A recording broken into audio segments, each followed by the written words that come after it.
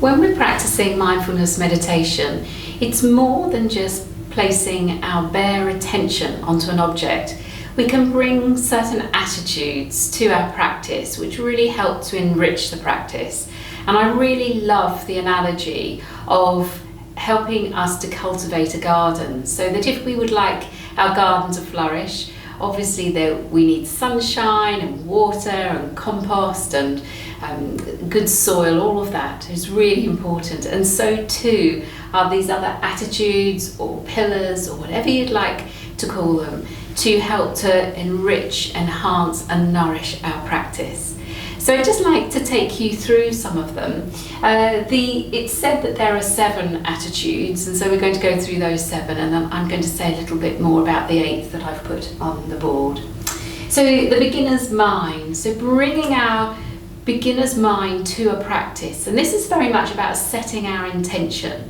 And often, as we've been practicing for quite some time, it may well be that we've, for example, been watching the breath in our practice for a very long time, and that can get a bit dull and boring, I suppose. And if we bring our beginner's mind to the practice, it helps to stimulate our curiosity and really helps us to stay engaged with the practice, as if it's the first time that we've ever watched our breath, for instance, in a practice.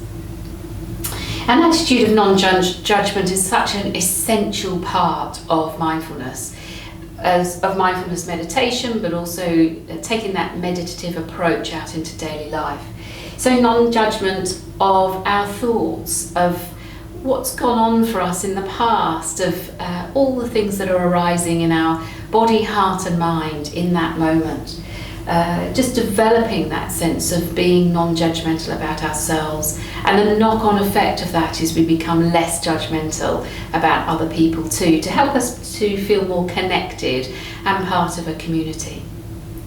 The third is, I've been a bit cheeky here and put 3 in 3, so it's acknowledgement. So just acknowledging that this is how things are right now. So if we're watching our breath, the breath that we're taking right now is as it is. It's not necessarily related to a previous breath. It's not going to predetermine the next breath.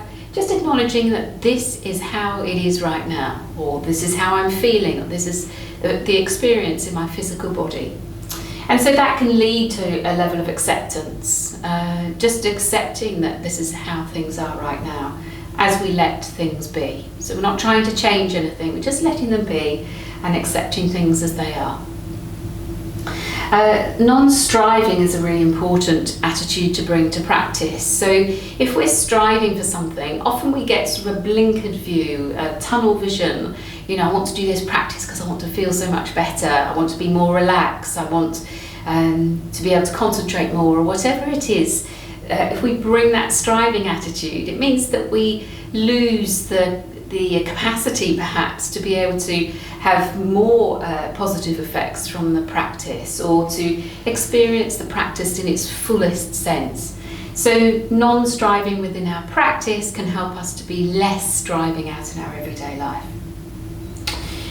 The attitude of equanimity is a very important one that helps us to stay balanced within our practice. So recognising when we're moving towards something that we really like within the practice, that attraction, and moving away from perhaps discomfort, unease, thoughts we don't want to have, feelings we don't want to arise within us, that aversion. So often we can be going backwards and forwards quite a bit, and by bringing an attitude of equanimity, of balance, it can help us see the full picture, see things in perspective, and make some really wise choices. I always think of equanimity as being real deep wisdom, and not to be buffeted around by events, emotions or whatever. We need to be patient within our practice.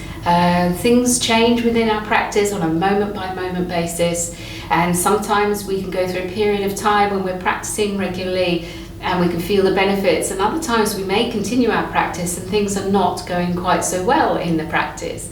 There may be challenges, and it's around being patient within our practice and within ourselves, and knowing that this is a process. and we're not going to just start practicing and everything's going to be wonderful. It all takes some time. So being patient with ourselves and with our practice. And that goes hand in hand with trust. Trusting that you're following the right path, that you're doing the practice that supports you the best, and trusting that this process will work. It's been around for many thousands of years, and if we just continue on this path, then things will change for the better.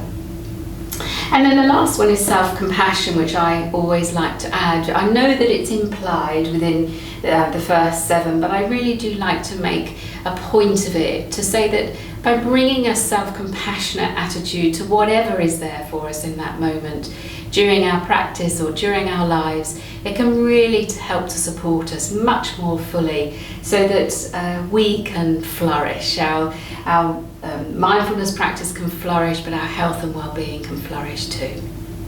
Thank you.